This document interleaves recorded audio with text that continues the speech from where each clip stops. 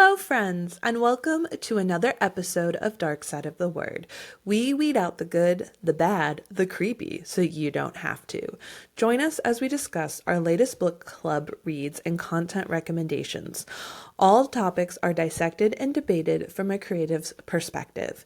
New episodes are posted every second and last Thursday of the month. Watch Dark Side of the Word on YouTube or listen to the audio-only version on iHeart, Apple, and Spotify.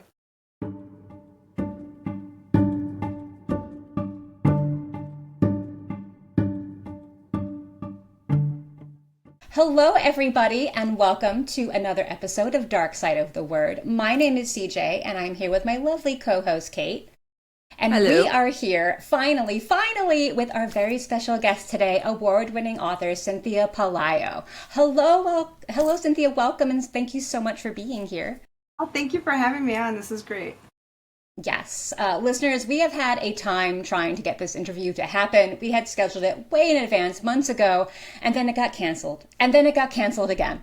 But then we finally got our acts together and we finally made it happen. And we are so excited because Cynthia is fast becoming a household name in horror. She has published numerous scary volumes of poetry, short stories, and novels over the years. And for those of you who follow my blog, Well Read Tart, you remember that I posted a book review last year of her novel, Forgotten Sisters, which is a surreal and haunting retelling of Hans Christian Andersen's The Little Mermaid.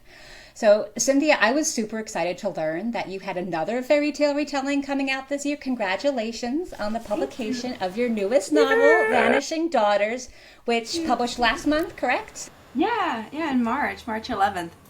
Okay, so I have seen you doing a lot of podcast interviews over the past month, posting a lot of Amazon stats and reviews, and it seems like people are loving your new book. Yeah, well, love it. I mean, it's a complicated emotion because it's grief. So it's very heavy in grief. So people have a very strong response to it, whether it's like understanding it or whether it's like, ooh, this is really grief is like, yeah. I think grief horror is definitely becoming more of a genre as well. It's actually becoming like a subgenre to horror. Yeah, I feel like with grief, especially after the COVID pandemic, I feel like a lot of us just didn't have that time and space to really process everything that was going on.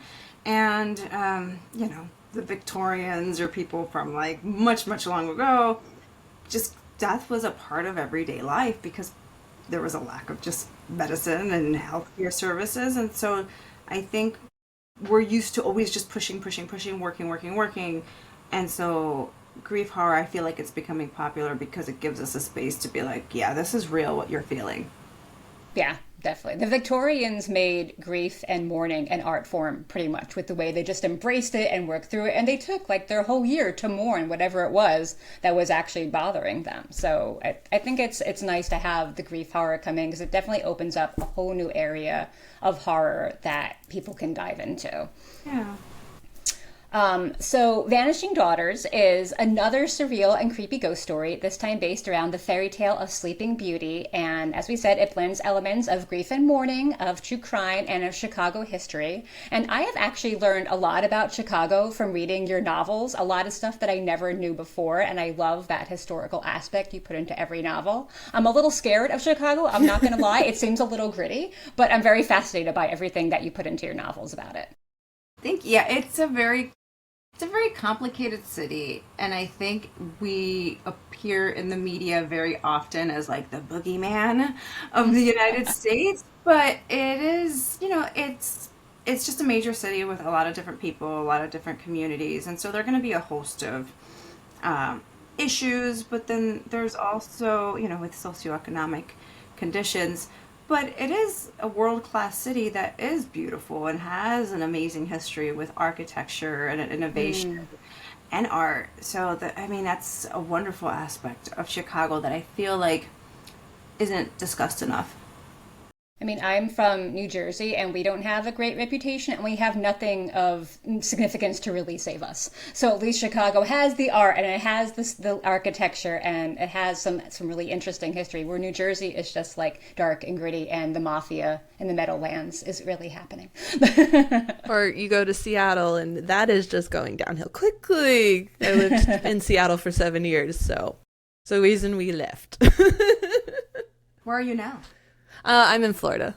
I'm back home. I'm from here, and it's time to be back home with family. Chicago definitely has the mafia too. The mafia, Yes, it does. the mafia lingers around, and I have a lot of very clear memories of walking into certain restaurants with my dad and being like, "Oh, that's the room where all the men are in suits smoking cigars. We don't go in that room." Yep. Yep. Same in Jersey with a lot of rooms like that. And if they take cash, you're just like, okay, well, we all know what's going on here. And you either just walk away very quickly, or you're like, well, at least I'll get a good meal out of the situation. Yeah, did they at least host some good food here? Like, do we want to go to these restaurants? Those are the best restaurants. Those are the best ones, yeah. They had like the old granny in the back with her family recipes for hundreds of years. You get the best meatballs that you could ever get anywhere else. And then if any of them ever waved at my dad, my mother would be like, "How do you know them?" Like, what are you doing that I don't know about? What's the connection here? Okay. So obviously we want to talk about Vanishing Daughters today, but we are also going to be talking about writing and publishing and creativity, since we do that on a lot of Dark Side of the Word. And so we're going to talk with Cynthia about elements of writing style, about different routes to getting published, and creativity and manifesting. So there is just so much here today to keep you listening, even if you haven't read Vanishing Daughters yet. And if you're worried about spoilers, do not be. We will talk about general themes found in Vanishing Daughters and a little bit in Forgotten Sisters, but we won't be giving anything away about either plot. So I am going to kick us off with a very important question. It is perhaps the most important question we will discuss today. And we're talking about something that's not even related to your book, Cynthia. It is purely about you and your fantastic sense of fashion. Because we have to talk about this. So I started following you on Instagram last year, right after I had read Forgotten Sisters, actually. And all of a sudden, my IG stories started filling with these beautiful dresses and these amazing outfits. And everything I saw was like old Hollywood glam meets vintage meets romanticism meets a little 90s goth. There was a dress you wore to an award ceremony, another one you wore for a wedding vow renewal. And I was just like, where are you getting these? How do you get this amazing sense of fashion? Because I need some of it in my life and clearly in my wardrobe. Yeah. So please tell us your secrets. I love playing dress up, and it wasn't until recently that I just started really romanticizing my life. And I grew up in a very Christian conservative household where I wasn't allowed to wear short sleeves. I wasn't allowed to wear shorts. I had to be covered at all times. I'm really covered right now, but like pretty much this is how. Harkening back to the old days. Yeah, I had to be super covered at all times. And even if I would get in trouble if I wore shorts, like I was not allowed to wear shorts. And so I just kind of stuck with that, like all throughout like my 20s, like in my 30s, and I would kind of feel guilty, like even, like in the 2000s, like the whole clubbing age, you would get dressed up, but I would still have like this immense guilt of dressing up. And it wasn't until maybe like a few years ago where I was like, I'm just going to play. I never got to just play dress up and buy pretty dresses and be really feminine. And so I've just completely made every little like thing that I could a special occasion. And I feel like it's made life that much more beautiful. Like for our wedding vow renewal, just like that dress was gorgeous. Thank you. This last year, we were like, let's just do it us four, like you, me, and the two kids, and let's just get dressed up. And then we got dressed up, and we took a bunch of pictures, and then we went to like a taco restaurant afterwards. Yes, I love that. Yes, we did, and we're just like, you don't like the special occasion is life. Yes, it's life, and don't be afraid of people like gawking at you, or like we were just walking around dressed up, and people were beeping, and they were happy. I get a lot of dresses. I get like vintage dresses.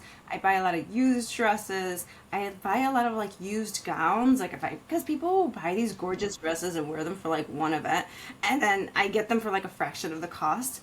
That's amazing. So that's just what I do. So I just kind of like look around shops or vintage places online, and if there's an occasion, I would just get super dressed up. And I think my style, I think you described it perfectly. wow, I should It's write.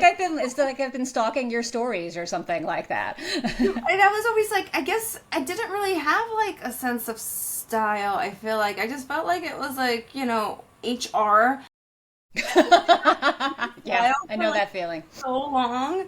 And I Yeah. just kind of was like, I feel so like frumpy. And it's like, I started, I got into my 40s and I was like, well, now's the time. Just dress up and enjoy everything. So thank you so much for saying that. That made me feel nice. And Yeah. Okay, go and I'm ahead. sure Chicago area has tons of really cool vintage shops, being like the metropolitan city that it is, and like all the things you probably can find. Yeah, I just love like romantic and feminine with like a little like just like a little bit of a dark edge to it, and it's just like ooh, there's like the sense of like mystery. I feel like when you add something like that. But I just love this fairy tale fairy kind of look. I just think it's so fun. It is. And you are rocking it. You would never know that you didn't spend your whole life dressing like this because you just look so gorgeous and so confident and so radiant. So it is clearly the style for you. So keep on doing Thank you so much. I appreciate that. it. And maybe you're the one that started it all, because now my Instagram is filled with romantic fairy renaissance dressing on a daily basis of people just trying to combine like a corset with a skirt or just making it normal life. So maybe you're the one a year ago that just kicked it all off. I think that makes me happy to hear. I just romanticize your life. If you think get anything from this talk, it's romanticize your life and just do anything you can just to make your every day feel special. A I hundred agree. percent back that. Yep, definitely. It just occurred to me as we're talking that your style of dressing and fashion is kind of like your writing actually. It's a little bit fairy tale, it's a little bit dark, it's a little bit gothic and a little romanticized. So I think that all just kind of ties in really beautifully to what you do in life and in art. So I want to start talking about Vanishing Daughters, and I want to go back to what I had said when I first started the podcast, how Vanishing Daughters weaves together different genres, the true crime and the historical fiction. And my favorite types of horror are ones that blend different genres and aspects together. What I really appreciate about Vanishing Daughters is that, yes, it has creepy things happening. It takes place in a severely haunted house with the radios turning on and off by themselves and ghosts sweeping through the halls. But as we already talked about a little bit, apart from it being a traditional spooky story about ghosts, your novel is also very strongly about grief and loss and mourning. And horror takes so many forms, and what's scary is not always ghosts. It's not always serial killers, which your book gets into too. Sometimes the most horrific thing is that the person you love most in this world is gone from it. And you captured that so well in your book, particularly with main character Briar Rose's narrative. This is the second book that I've read from you, and I was so happy to find what I now call Cynthia stylistic elements in Vanishing Daughters that were all over Forgotten Sisters as well, namely that surreal, dreamlike atmosphere that you create in Briar Rose's narrative, which is kind of, leading again with your fashion, like that romantic sense of like the dark fairy tale. Every time she's on scene and we're in her world, in her mind, everything is kind of hazy, like we're walking underwater or moving through a dream. And it's such a brilliant storytelling technique that really helps pull you into the way Briar Rose is feeling. And it also helps create that fog of grief that seems to surround her mentally and physically through everything. So, as writers, Kate and I are always looking for better ways to express ourselves and create moods and set scenes. And what we were wondering is, what do you do to do this? What techniques do you use to evoke that dreamlike state that Briar Rose is in? That's a really good question. So, at least for this book, I myself was in this really weird, hazy place for at least a year. After my father died, I was like not here. I was like somewhere else for a long time, and I really wanted to communicate what that sensation felt like because it was very.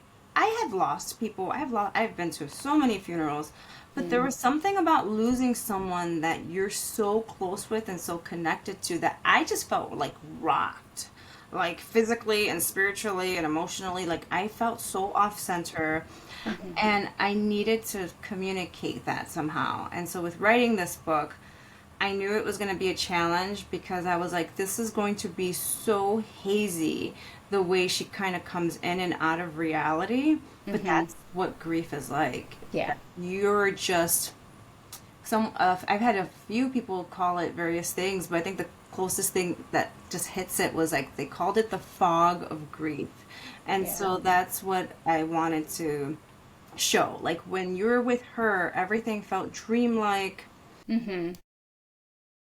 and this in between space between sleep and dream. And so the way I would do that is like making, like literally like inserting bits of dreams into her reality. Not so much hallucinations, but it's almost like a blend between like that feeling when you're falling asleep. I wanted to communicate that. So that was that's the best way to communicate what I was trying to do. Do you play like any kind of music to get you into that mindset? Is there word choices or, passive versus active voice to try and get in that mindset? What really helps create that dreamlike So sensation? I listen to music like after I've written the scene, and so I like to kind of replay it, and then I'll pause it and then go back into the scene and edit. But I've had another writer call it like, I forgot what we call it. Like it's this like liminal space and time. So I myself will be really sleepy when I write these scenes. Really? So I usually don't write these really watery, dreamlike scenes until it's gonna be like 1 a.m., 2, 3, 4, I 5 love a.m. that. So I have this point of time in the day where I kind of call it like the in-between space. Like it's like 1 to 5 where I feel like I can get into that headspace. So it's me being in this really dreamy headspace as well. Like I've gone back and I've read things. Like I just went back and read a short story that I submitted for an anthology, and I wrote it in that state, and I was like, I wrote this. This is like, okay, but that's usually what I do when I want this fatigued, dreamy state. I will physically get in that dreamy state. I feel like I have to start trying that because I am usually awake between like 1 and 4 a.m. because that's just how my body is. And sometimes I'm like, I should try writing. And I'm like, it probably won't turn out any good. But now I'm going to give it a shot because I might like the quality I really get from that time. It's like the house is still, everything is quiet, everybody's dreaming around you. It's this very weird point of time that I feel like I'm able to get into that headspace. But that's usually when I'm writing the dreamiest scenes are that late. That's really interesting. I love And that. And it goes back to like romanticizing your life as well. There's that romantic kind of, there's an energy at that time of night, and you're just like able to funnel that into your work. Like you said, the house is quiet. It's just like there's a blanket over everything, and you have this moment. Right, and it's like when I'm writing like the more technical things that those are going to be like I'm fully awake, I just woke up, I can edit, I could clean up dialogue. But when I want something to feel super poetic and super beautiful and dreamy, I'm going to generally be very sleepy myself as I'm writing. I feel that not enough people actually like talk about that. Us being Yeah. artists and creatives, we don't have to work and create based on like the 9 to 5 when the sun is up, when life is active. We really need to just go with where our creative space is happening and where we can tap into that. And here's another example of sometimes we just got to listen to ourselves and go where we can be creative and not just be like, well, this is what society says. Yeah. Yeah, definitely.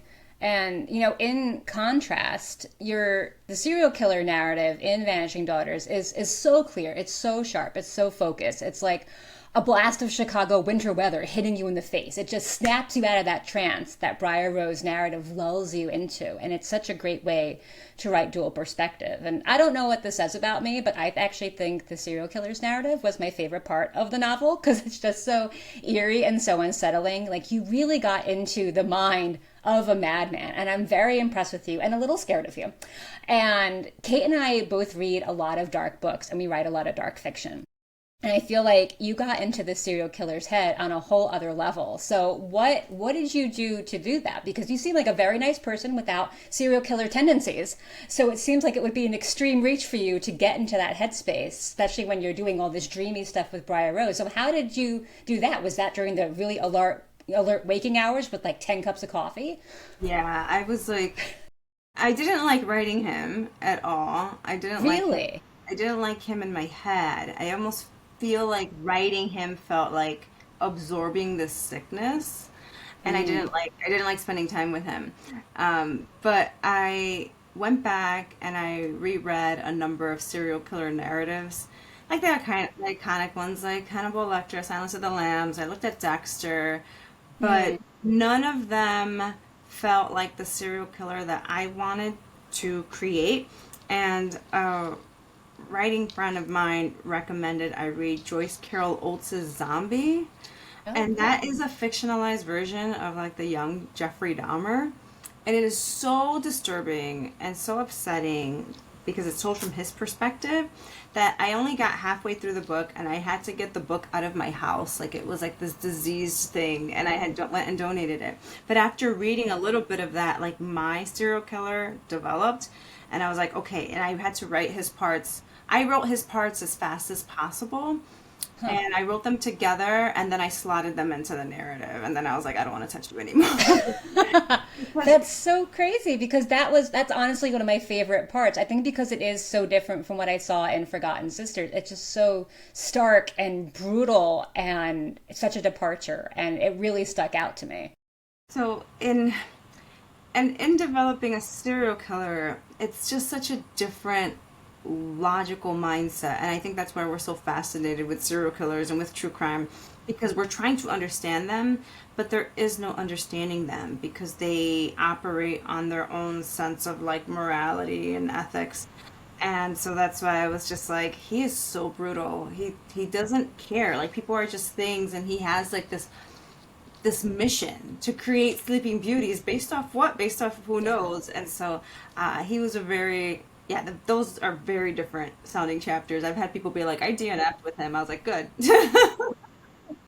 Good. You're the sort of people I like and now you're probably scared of me because I'm like that was my favorite part. No, that's great. No, I'm happy. It means I was effective then and because I wanted him to sound so different and to be so deeply disturbing and Yeah. brutal. Yeah, he definitely made my skin crawl. Like I wrote down, there was a line that I loved where he says, "I don't like a lot of things. I like their things," and that was just so. I just like had a physical reaction to that line, and then the scene where he kills a prostitute. You just linger on the death of that woman and how it makes the killer feel, and it was so good, so creepy, so intense, and I fell in love with your writing a little bit more because it was just so well done. I'm like, how does this sweet looking woman do this? This is amazing. Fast, fast. Out of my, it's well, I've written a lot about true crime, and I've done a lot of true crime. I used to do like I was doing like true crime Mondays on my Instagram. I just got so bogged down I wasn't able to do it. And my poetry collection, Into the Forest and All the Way Through, that one is a true crime poetry collection about 100 missing and murdered women. And so I've done a lot of true crime. I don't know. I took a big break from true crime after writing that because it was 100 women in the United States, two per state that I wrote about that were missing or murdered. And so after I wrote that collection, I was like, I need a break from true crime. And so when I tackled a serial killer in Vanishing Daughters, it was like, can I do this again? Hmm. So, so yeah, I think the crime fiction bug has kind of come back a little bit, and that's what I want to probably keep exploring a little bit. I also just really appreciate hearing that you wrote the serial killer all in one sitting as well, and then found a way to put them in instead of, sometimes like writing and then being like, oh, I need a serial killer perspective, so let me write this there. Because when I was reading the book, I found all of his chapters to be very connected, and that's actually a really good way to know that like you actually did write them all together and then just slotted them in. So Yeah. it was when I wrote the original draft, his chapters weren't his chapters. His chapters were the detectives from Forgotten Sisters. So it was Okay. a detect. It was. a mystery, because like a mystery is you don't know who the killer is, and then we flipped it and made it a thriller to kind of know who the killer is and catch the killer. And so that's why I knew where those pieces were. And so when I sent it to my editor, she's like, I love it, but I think this it feels a little too much like Forgotten Sisters because we're investigating. Why don't we do a serial killer? And I just remember being like, yeah, I'll do a serial killer. And then I panicked. And I was like, how am I going to do a serial killer? Because I was just scared. And then that's when, because I just knew I knew where everything was at. And I was like, okay, but who is he? And that was the hardest part. Like, who is this serial killer? And he's a supernatural serial killer.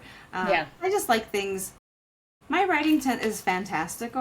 I haven't written anything that's grounded in realism, I think. There's no need to do that. So you just We keep have doing enough- what you do. We have enough reality. Yes. Keep twisting this. There's enough Yes. real weird stuff, and I just want to do like fantastical stuff. So Yes. Well, on a slightly lighter note, something that we both really liked was in Vanishing Daughters, all of the manifestation things that you worked in, the law of attraction and positive and negative energy. You know, Kate and I have gotten very woo-woo, as we call it, when we discovered the law You of call it attraction. woo-woo. I call it woo-woo. reality. We did like a gratitude challenge last year, and we just continued on our journey with gratitude and meditation and manifesting ever since. So it was so fun to see all these ideas we've been exploring in Vanishing Daughters. And talking about synchronicity for a second with the universe, you mentioned the Grimes sisters cold case in the book, and I had heard on a podcast I listened to called Scared to Death, they had just talked about that case like 2 weeks before I started reading Vanishing Daughters. And I was like, oh my God, I know what this is now. And I was so excited to see you touch upon it. I was like, oh, the universe is aligning. I'm happy someone covered that case. Yeah, it's such a cold case here. Yeah, it was really interesting. And so in the book, you have Briar Rose be kind of a skeptic to all that at the start of the book, and it's her mother, Aurora, who's really into that. So are you more an early Briar Rose? Are you more an Aurora when it comes to those kinds of beliefs? I was a Briar Rose. I've kind of been in and out of Briar Rose over time. And since about 2019, I started, I was at a point in 2019 where I looked at my life and I hated my life. Not that I hated the people in my life, but I just hated, I did everything like I was told I had to do by society. Like get the corporate job, get the corner office, I had just gotten promoted to like vice president. I was a consultant. I was doing all the fancy stuff and I was miserable. I was like, this sucks. Like, this isn't fun. Like, I'm not having fun in my life. And I think I read like 100 self-help books or something, like in a 2 or 3 month period. Like, I just went and I just tore through Went crazy. them all. Yeah. And it was learning about meditation that changed my life. So in about 2019, and I had always been a writer, so I was always writing, but it was like little bits and pieces there. But 2019 is when I think I really went full on and said, I'm going to do this. And I think it was through, no, I don't think, but it was through meditation and manifestation that I feel like I've completely changed my life to look now like what I wanted, I've always wanted. And it sounds crazy, and I know people are like, well, that's a lot of weird new age stuff. And then I just kind of challenge it. If they tell it to me, I'll just challenge it. And it's like, well, what's the alternative? Like, what's the alternative? Just to be miserable? Yeah. I'd be like, all right, this is it. This is what society's deemed that I should do. Or can I just be Delulu and just, I'm going to live the life that I want and just make little changes throughout the day. And so I am a big believer in positive psychology and manifestation. It's worked for me. Meditation has worked for me tremendously. It's helped me go sober. I've been sober now almost 3 years, Congratulations. Yeah, that's amazing. Program. It was all meditation, all telling myself I'm going to do this, and I'm going to focus on just being happy. So there's a lot of that in the book, and I was really nervous about. Of course, there are people like this is too new age. I'm not going to read it. I'm like, that's fine. I mean, it's totally fine. I mean, there's ghosts, so it's not too far of a stretch, in my opinion, you know? Yeah, but if it resonates with somebody, I think it's going to resonate with the right people, the people who need it. And I think that's ultimately like I show Briar Rose in this really like depressed state in the beginning in her bathrobe. She hasn't showered, she hasn't brushed her teeth, and then by the end, she's found like this immense peace in all of this pain, and that's what I wanted to show. Yeah, it's I feel like a lot of people judge it. I was one of the people who judged it. I discovered it in like 2022, I guess. And I was very skeptical of it. And then I was, you know, a lot of signs pointed me towards going towards law of attraction and manifestation. I was like, well, why don't I try? And then I roped Kait into trying it with me because I'm like, I'm not doing this journey alone. She And roped when me, like pulled me, tied her in. This was like, no, you're following me and doing it with me. No choice. Yeah. I'm like, I need a buddy on this journey. And we both had such profound experiences over the next few years that I feel like once you experience it, you can't not believe it. And so, yeah, you're a skeptic to begin with. Everybody is. And then you just dip a toe into the water and all of a sudden you're just plowing through it and you love it. And it just becomes so life changing, like you said, to give you the life that you want. And even if, you know, people don't believe it, you're like, well, I don't really care. I'm happy in my life. How happy are you? I'm happy. And that's what I say. I'm like, oh, it's not real. I'm like, well, I'm happy. And all that's happened with those people, honestly, I can easily say that 90% of the people who were in my life this time last year are not even in my life. Because I feel like I reached another level where it's like, okay, I need to elevate even further and I need to focus on myself and do a lot more self-development. And that just was like, it just seemed like it was in conflict with other people to the point where people act very strange around you when you start going on this journey. And I don't know if it's the universe's way of being like, this person needs to go. But I had people telling me I couldn't write well. I had people telling me I wasn't deserving of the things that I had, like literally to my face telling me these things. And so I was like, okay, this is the universe sending me a lesson. And I have to now put up the door closed sign to all of that behavior so that I could focus on the writing. Yeah. And you hear that so many people say when you're reading about this kind of thing that people try and pull you down to be negative with them because misery loves company, right? And they just want you to stay where they are in their miserable little box, you know, but you're trying to better yourself, better your life. And, you know, I said happy before, but I feel like happy is not even the right word. It's contentment. You're content with your life. And that is such a more stable and, you know, more attainable state than happy. Happy seems like something that can just fluctuate wildly with every day. But if you're content every day with what you have and what you're doing and the people in your life, that just goes such a long way. And a lot of people aren't willing to either embrace it themselves or watch others embrace it.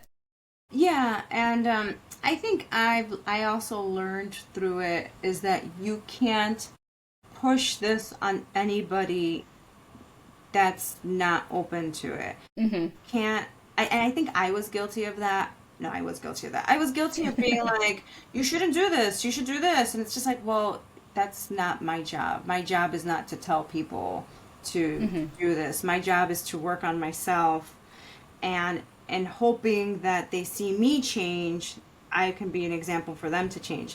And I mean, I roped my husband into this, and he's like huge into this. Like, Husband doesn't count. They have to get dragged behind us because if not, what else? But honestly, I get it because when everything happened for CJ and I, you know, the manifesting challenge that we did and just everything came to us, it was hard for me not to want to like shout to everyone, like, you're doing good. Look at how happy you could be. It's so, like, it's right there. Like, let me help you. I want you to be happy and I want you to stop suffering because like I'm a huge Buddhist, and so it's like, let's get you out of the suffering, let's take you to like this place where there's joy and love, and you just want to shout it, and then you're like, okay, I can't, I gotta You gotta find your own journey. that's what it is. You have to, it's your own journey, and some people are not going to understand it. Some people are just gonna have to live your life. Like, you can love somebody tremendously, but they can just not be good for you, and they have to Yes. go and close the door because this is your life path and your journey. And of course, I say, you know, you should be, be careful with being too nice. You Yeah. could be kind. I feel like we should be kind, but we can get taken advantage of. We can get abused. We can all sorts of things can happen to us as we're working on this journey of self-development. Because when you're working on self-development, there's a lot of big feelings and emotions that are happening. And so it's really important to be surrounded with people that are just speaking good things to you. Agreed, and I feel that also this manifesting and this mindset is so huge when creating art as well. Because I don't know if you follow Amy on Inspired to Write on Instagram, but she states it so clearly that like to be able to be a successful artist or to even have the courage to do any of this, you have to be a Delulu person and have faith in yourself and faith in that you can create something beautiful as the whole world is telling you no, because that's what the world does. They love to hate. And you have to have such devotion, love, and confidence in yourself and be Delulu and live in that state to be able to put your art out in the world, to have confidence to share something that you made. Like that's not an easy feat. And I think that's definitely another one of the lessons that I learned was that I was having people telling me all of these, like every awful thing you could imagine. And then I became combative because I was just like, how dare you tell me this? Yeah. You're defending yourself. how dare you hurt me this way? And then I had to recognize this is another lesson. The lesson is to walk away from that behavior. If someone is telling you you're not good enough, you don't deserve this, then there is no discussion. There's just no discussion because they feel one way about you and nothing you say is ever going to change that. What I need to focus on is creating my art so that it can find the people who want to find me and Yeah. that will love me and will support me. And it was a really painful lesson because there were people in my life, many people that had been in my life for like years, and I thought they were like supportive, and then I just realized, oh no, they just became really like angry to see my happiness made them so unhappy. And I was like, that's dangerous. Yeah. They're jealous too a little bit that you found some way to be content with what you have and not always striving for more. I think so many people are looking for more and more and more, and it's about being happy in the life you have today, right now.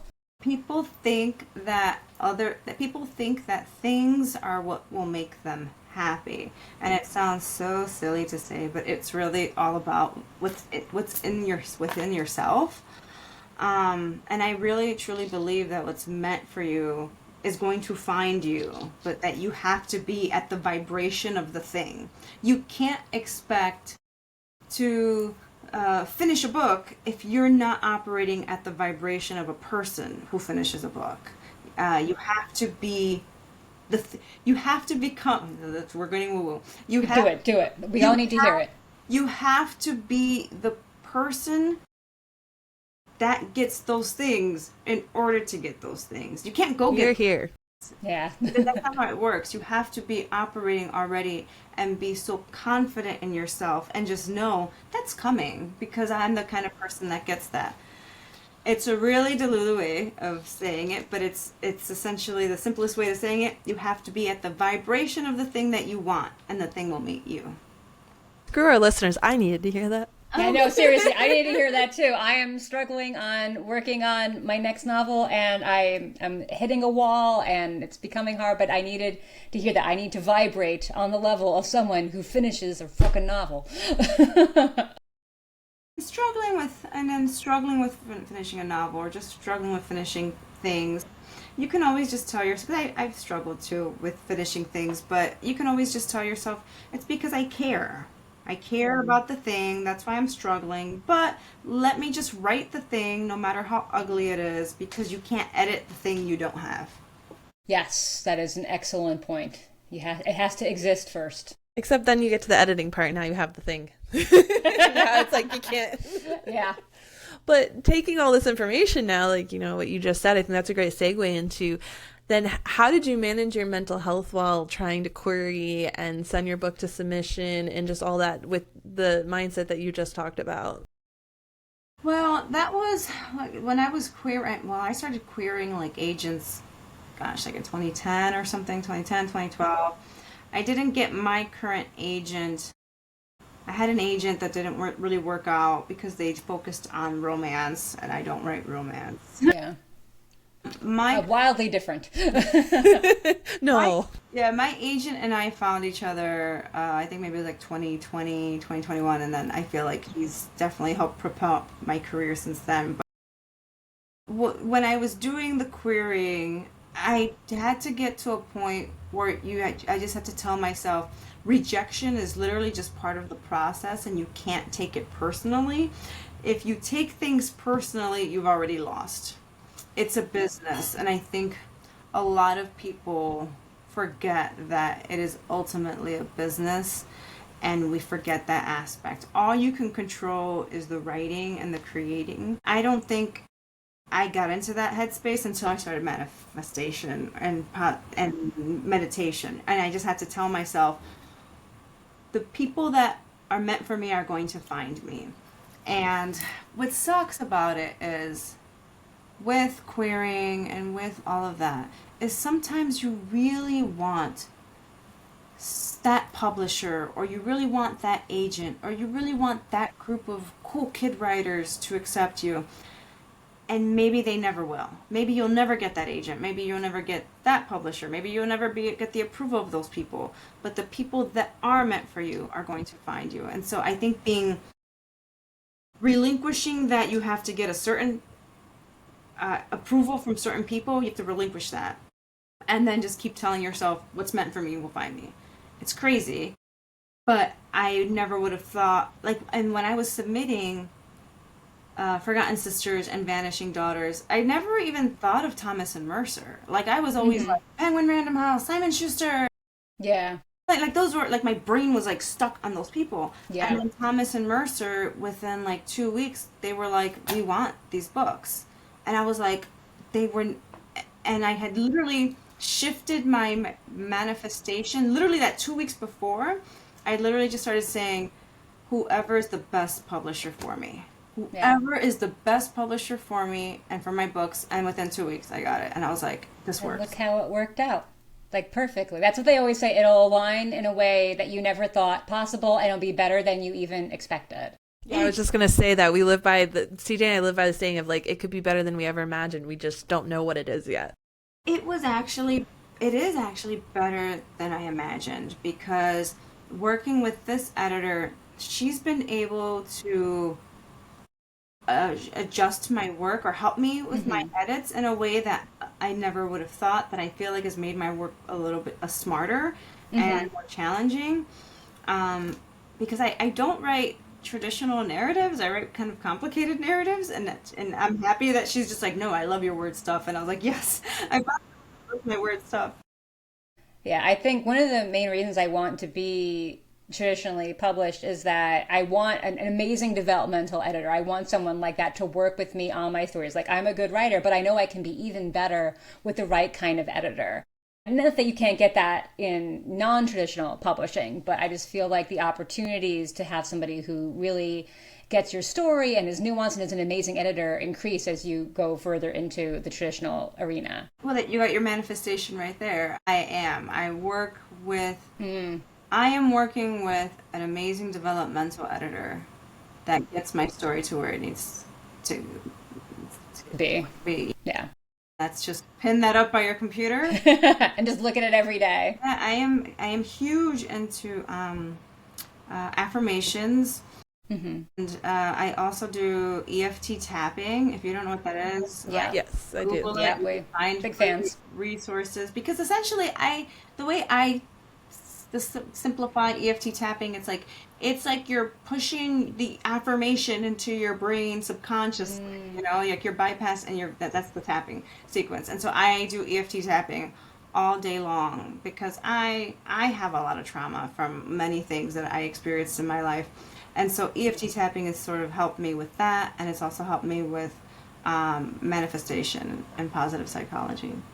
I've done EFT tapping for trauma issues, and it hasn't really helped me as much, but I've never tried it for positive things. So that's like a new idea for me. And I'm kind of curious, because I can see, like you said, like it's like pushing it into your brain and into yourself, you know? I'll do one. So you can do something as simple as We're all going to tap, everyone. Everybody tap. We're going to do this. I deeply and completely Deeply and completely. Completely. love, honor, and accept myself. Love, Love, honor, and honor, accept myself. And maybe anyone else too. And maybe anyone else too. My therapist is gonna be so happy when she sees this. I am writing a book right now, I am I writing am a book writing a right book right now, now. and I am struggling. and I am struggling. And I am struggling because I care so much about it. And I And am I'm struggling because I care so much about it. it. But I know But I know that I am the best one to tell this story. I am the best one to tell this whole. You're breaking I'm the CJ. best one to tell the story. Yes. And I know And And I know that I have the power that I have that the I power have the power to tell this story. to tell to the tell story. this story. And Oh, you- even though And even though And even though it feels difficult sometimes, it feels difficult sometimes, I know I have the power I know I have the power power to manifest a completed manuscript, to to manifest manifest a a completed manuscript. and so it is. And so it So is. Take a deep breath, hold it at the top, let it out, drink some water. My gosh, I was not expecting a therapy session. Yeah, Almost right? recording today. So things that will happen with EFT, crying, Yes. a lot of, and I always say drink a lot of water because you're essentially like reshifting, you're moving around a lot of energy. You'll also do a lot of yawning will happen as well. But what I would recommend to anybody that watched this or is curious, look at the, you can Google EFT tapping. It was actually developed to treat veterans that had PTSD, but you can do a whole host of things. So just watch a few videos on YouTube. It's free. Anyone can do it. You don't need a therapist to do it. And do some of the scripts and write your own script out like we just did. You can just kind of develop it. Or on the side of your hand, the karate chop point, if you're anywhere, I always tell people if you have anxiety, you can always just tell yourself, I am safe, or everything's working out for me. Or while you're writing, you can even just tap your collarbone and just say, I've got this, I can do this, everything's coming to me. Even like affirming the thing that you're working on. I feel like that's pardon the pun, an untapped area of tapping. It's like tapping for writers, maybe. Tapping you know, creatives, yeah. Yeah, and to specifically needing that. To build on that too, I had a therapist because I have PTSD as well, and that's the big thing is like you did here. You want to tap when you're in a really positive place, because then what it does is when you're in that like anxiety state that you're talking about, that feeling will trigger a body to go back into the place that it's so used to feeling this, and so it's a way to like re-trigger your brain. Like I remember I have really bad plane anxiety, and so she was like, I need you to sit and tap when you're in a good mood, and then picture the flight, and then tap to get your body used to when it feels this. We're safe, we're okay, we're rewiring the body. And so like, yeah, do it as the manifesting thing. That's exactly perfect. Yeah, and that's what we're doing. We're literally just reprogramming, rewiring all of these things in our head that have told us we weren't safe, that have told us we couldn't do the thing. And so we're just trying to, I think of healing as a verb.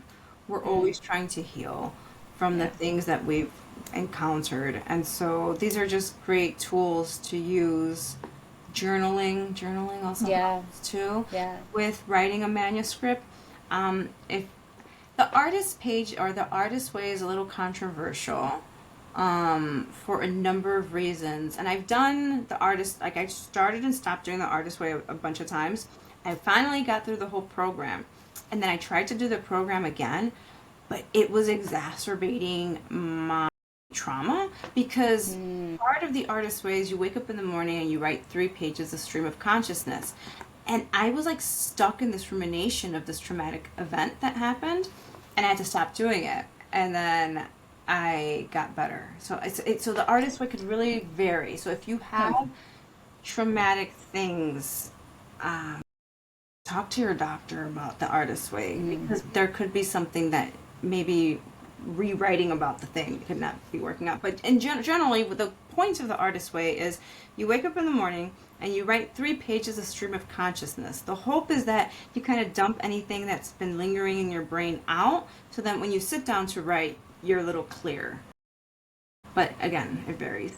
I agree with you because I have stopped and started the artist way multiple times and I just didn't like the stream of consciousness part of it. So I adopted it that 5 minutes before I sit down to write, I do more of a stream of conscious to get into the tone of the book and just to let dump thoughts, which then puts me right into writing. And then if I get stuck while I'm writing, I start just scribbling whatever's in my head again to get me back to the book. And that's kind of how I morphed it into my version. I think that's the best the process for a writer, as opposed to the more traditional artist way, because it's that kind of kept exacerbating things, and I'm like, I want to work on my book. Yeah. So obviously all of this has really helped you with your writing, with your career. And I know you published novels before Forgotten Sisters and Vanishing Daughters. Were you self-published or indie published? So yeah, so I did a combination. I did self-publishing, I did indie publishing with Polis Books, and then so I started self-publishing about 20. So I was a journalist from the 90s, and then I started self-publishing in about like 2010. Around 2012, I started getting indie published with multiple indies. Then I went to Thomas and Mercer, and now my backlist got picked up by a big 5. So That's great. Congratulations! I've it's been a long process, and it's I think a lot of people think it's it's a sprint, and I'm like, it's not a sprint. It's definitely. That's why I posted a picture on Instagram of like when my youngest was like a newborn, and I had him like on a napper, and he was on the. I just saw that. Yeah. Pictures from 2017, and so I kind of wanted to show people that I've been doing this for a long time, and it takes a long time. Sadly, it takes a long time. But that's okay, because once it starts happening, you're just like, whoa. Yeah. How has anything changed for you in the everyday as a writer, as a creative, since moving from, self and indie publishing traditional publishing? So I do this now full time. Congratulations, living the dream. I'm still a little nervous about, I don't know if I'll go back to a day job. I'm debating whether to go back to a day job just because I have small children.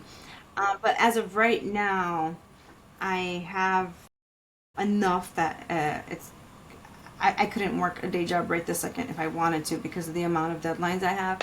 So that's the massive change. The massive change is like, oh, I have all these things to write, and I don't have the stability of a day job, which is scary.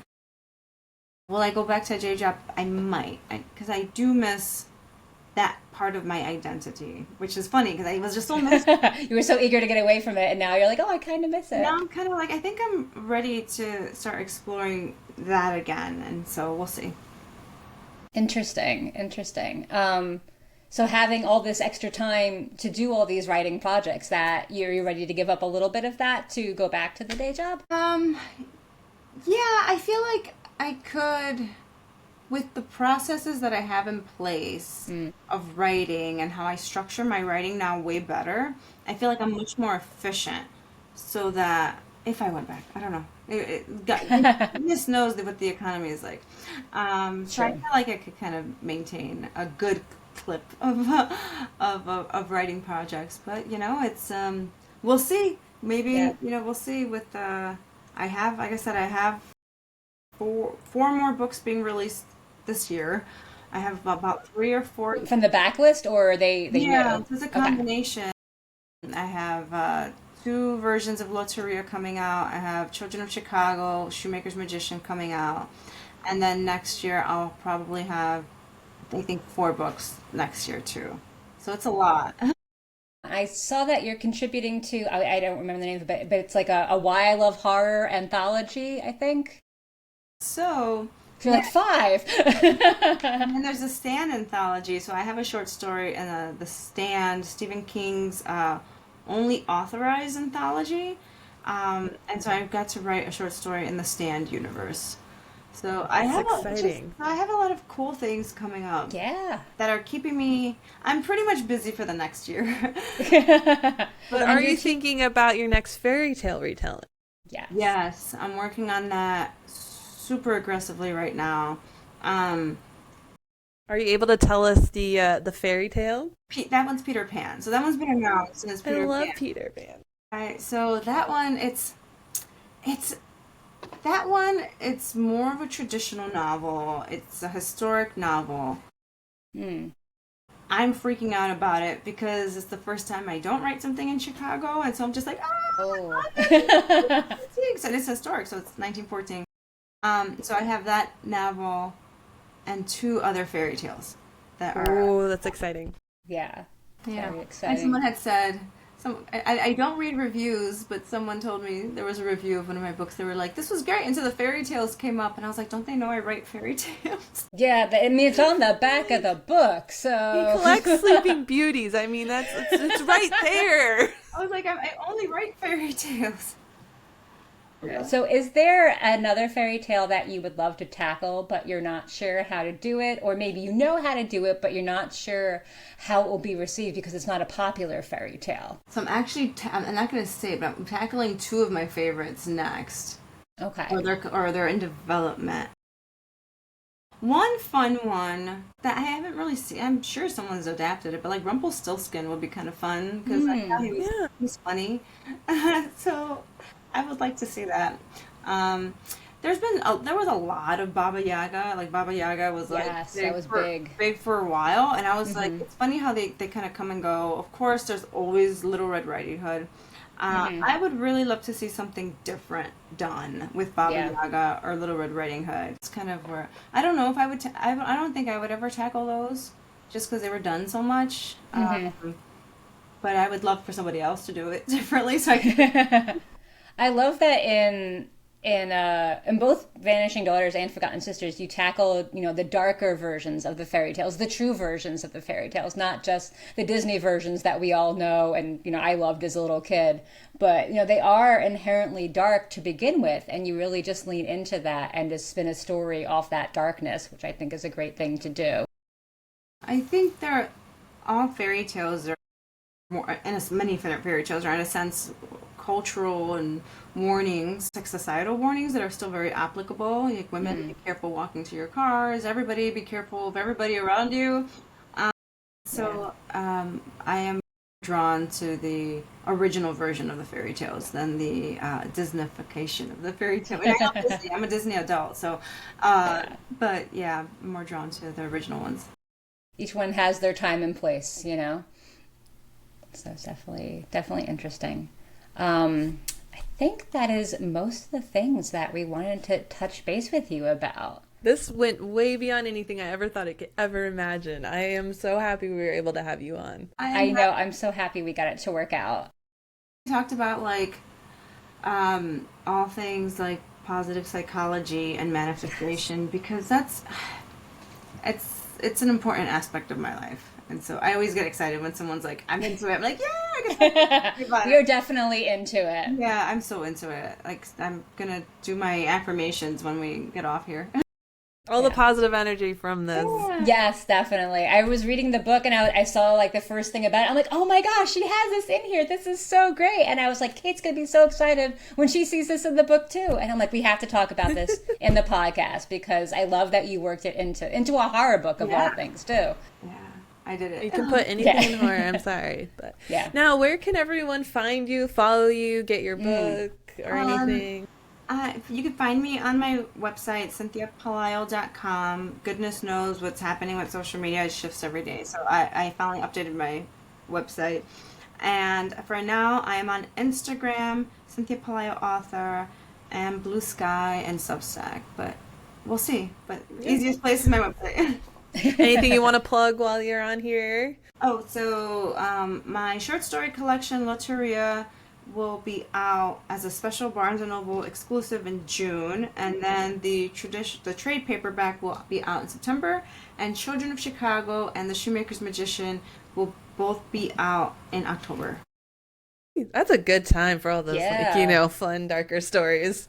Yeah. 2025 is a good year for all your works coming out. That's Yeah, and fantastic. I saw you got plugged for like most anticipated horror in March as well with your Yeah, Vanishing Daughters. I saw that on Instagram. That's it's so really exciting. cool. They are keeping me busy. So I am definitely like, it's not, which is great. It's definitely great. It's scary too because it's like I gotta keep doing this. I gotta keep writing. I have no worries about that. You will keep doing it. You churn out fantastic novels that keep people really riveted and explore really different themes, and I love that about your writing. So They're much. just I love your different. blog. Thank you. It's so beautiful, your blog, CJ. So Thank you. keep doing it because I just love it. Yeah. I usually don't do a book inspired recipe for podcast books, but I actually did do one for Vanishing Daughters. I made berry rose shortbread cookies, and that's going to post in like 2 weeks. Oh, I I cannot love wait. Oh my that. gosh, I'm gonna make those. Oh my gosh. You have a book inspired recipe. I do. I decided to give it a try, and I loved all the elements of rose that you have in the book, so I wanted to incorporate that, and I figured berry rose, briar rose, it kind of goes together, so. I love it. I love desserts with like rose. So I'm excited. Thank I you. think you will like these. These went over very well at my Zumba class, who are my unofficial taste testers. So I'm gonna make I it. wish I lived closer. I know. Even my husband liked them, and he's not a rose fan. So Cool. I'm excited. Thank you. Again, thank you so much for yes, coming thank on. you. I cannot wait to see what people think of the episode. And thank you so much for listening to Dark Side of the Word. And make sure to follow us on all our social medias, as well as listen to us on YouTube for video version or audio only version on Apple and Spotify. Thank you so much.